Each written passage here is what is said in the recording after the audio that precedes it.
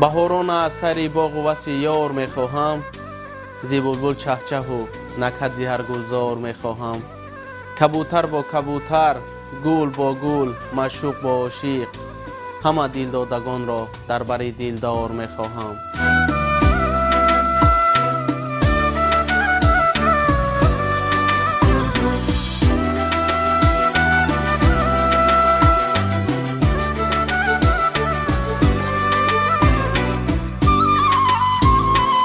آمد بهار دلکش و گلهای تر شکفت، دلها از آن شاد ز گل بیشتر شکفت.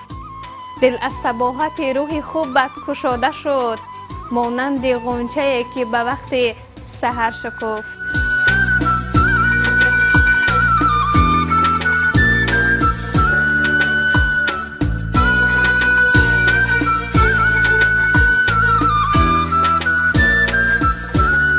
ایام بهار آمد و باغ و چمن شکفت، صحرا شکفت و یاله و هم یاسمن شکفت.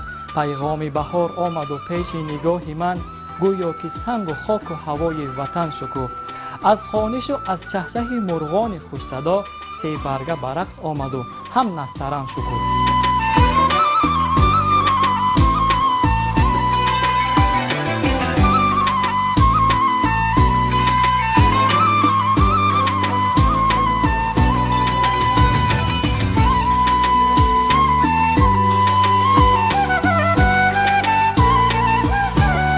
به بهار نو رسیدم، زی بهار شکر گویم.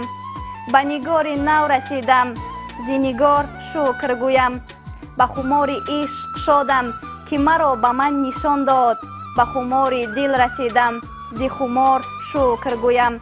زی شرار خنده گل به دلم شراره افتاد، زی دل شراره بارم زی شرار شکر گویم.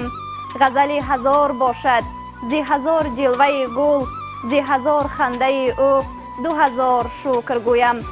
چو شود شکوفه باران به سر و به دوش یاران، زی خزان کنم فراموش زی بهار شکر گویم.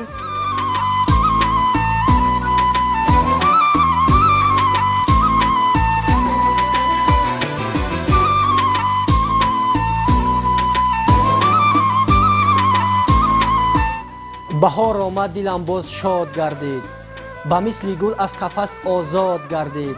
بهار نو مبارک باد دوستان، بهار زیب دیار تاجیکستان.